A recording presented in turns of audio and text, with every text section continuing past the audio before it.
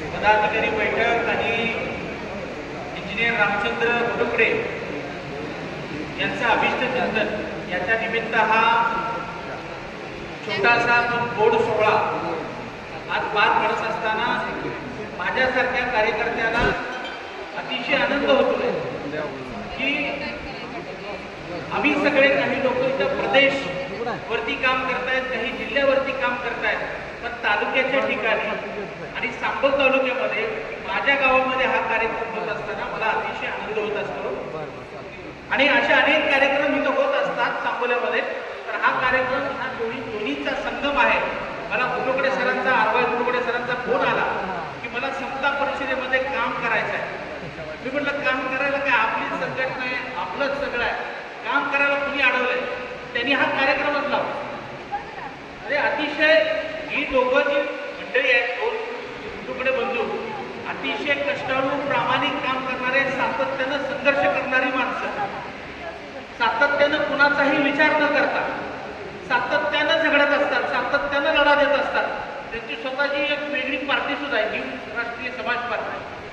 पण मी तुम्हाला सगळ्यांच्या देखत तुम्हाला दोघांनाही विनंती करतो की आता तुम्हाला कुणाच्या तरी गुरुची गरज आहे आणि आपल्या सगळ्यांचा गुरु जर गुण असेल तुम्ही त्यांना ते माननीय श्रीगंजी गुरुवास आहेत. आणि मुलाचा कुठंतरी आपली चळवळ कुठंतरी फडफडत येण्यापेक्षा आज 1991 सालच्या पासून मंडल आयोग स्थापन होण्याच्या पासून आजपर्यंत जर कोणी माणूस आपल्या ओबीसीच्या हक्क समान अधिकार मिळावा म्हणून आणि आपल्यासाठी कुणी जर संघर्ष केला असेल, आपली मंत्रिपदाची धुरा सुद्धा मंत्रिपदाचा कागद भिरकावून खिशात घालून नाही असा भिरकावून सांगितलं मला माझ्या ओबीसीची चळवळ महत्वाची आहे, माझ्या ओबीसीचा हक्क महत्वाचा आहे आणि ओबीसीच्या जर धुरावर कोणी बसत असेल तर हा सुगन भुजबळ गप्प बसणार नाही. आणि म्हणून महाराष्ट्रभर सगळे मोठेच्या मोठे मेळावे या साहेबांच्या मार्गदर्शनाखाली लाभले.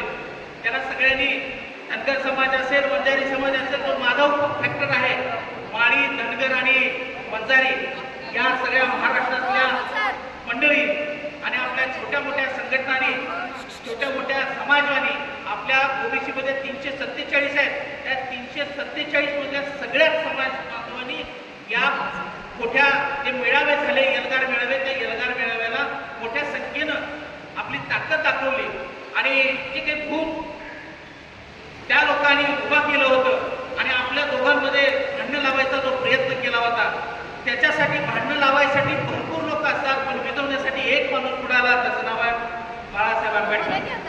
आपण हे विचारलं नाही पाहिजे.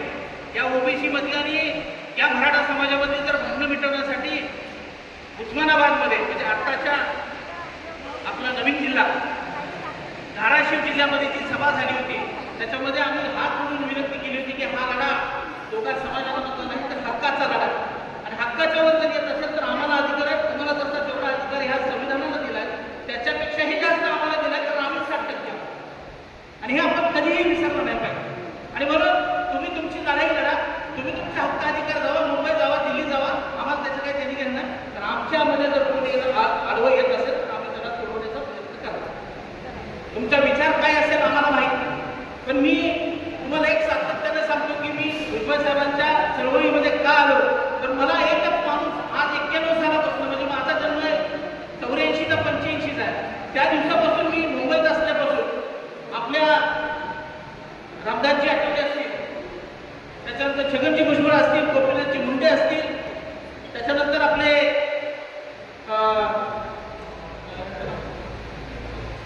महादेवजी जानकर साहेब, या सगळ्यांनी ही चळवळ मोठी करायचा प्रयत्न केला आणि आम्ही सातत्यानं सांगतो की या महाराष्ट्रामध्ये नाही तर ह्या देशात जर सत्ता आणायची असेल तर एसटी आणि ओबीसी जागा हो आणि या देशाचा धागा हो आणि ही लोकशाही वाचवू शकतो फक्त आपण हे सगळे ओबीसी लोक आणि आपला हक्क अधिकार लढवण्यासाठी आपण सगळ्यांनी एक वज्रमूठ एक केली पाहिजे. कारण आता येणारा संकट परत वेगळा आहे. 2018 साली मला वाटतं जनगणना झाली आणि त्यानंतर जर 10 वर्षानं जनगणना होणं अपेक्षित होतं, पण 2011 पासून आज तागायत या ओबीसीची जनगणना झाली नाही. म्हणून मला तुम्हा सगळ्यांना या पत्रकार बांधवांना आपल्या बहुजन समाजाला मला विनंती करायची आहे की येणारा काळ कठीण आहे. यांनी बोगस सर्टिफिकेट लावून आजपर्यंत 57 लाख लोकांना खोटी सर्टिफिकेट दिली, ती तर महागाई येण्यासाठी भुजबळ साहेब रक्ताचं पाणी करतायत, सगळ्या लढाया लढतायत, कोर्टाची लढाई असू द्या, रस्त्यावरची लढाई असू द्या, ते लढतायत. पण आपण कुठं आहोत, आपण शांत बसलो नाही पाहिजे. म्हणून आपल्या हक्काची लढाई आपणच लढली पाहिजे. आणि म्हणून येणाऱ्या काळामध्ये जनगणना हा आपल्या सगळ्यात महत्वाचा विषय आहे. आणि जनगणना ही आपण सातत्यानं आपल्या घरातल्या सगळ्यांची माहिती, पूर्ण माहिती आपल्या ओबीसी समाजानं, आणि तो अल्पसंख्याक असेल, तो माधव बॅकग्राऊंडमधला असेल किंवा आणि कुठलाही असेल मोठा समाज, त्या समाजानं आपली जनगणना व्यवस्थितरित्या होते का याच्यावरती आपण लक्ष देऊन राहिलं पाहिजे.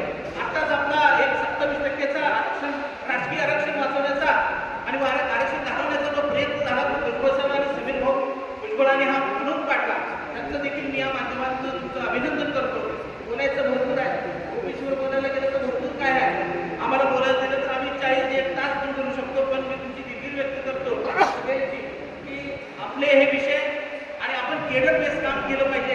सगळ्याच गोष्टी माईकवर बोलायच्या नसतात, सगळ्याच गोष्टी स्टेजवर बोलायच्या नसतात. प्रत्येकानं आपापलं कर्तव्य पार पाडूया आणि ही ओबीसी चळवळ जागी ठेवूया आणि आपण आपला हक्क आणि अधिकारासाठी कायम लढत राहिलं पाहिजे. तरच आपल्याला शिक्षणातल्या रोजगाराच्या संध्या अबाधित राहतील.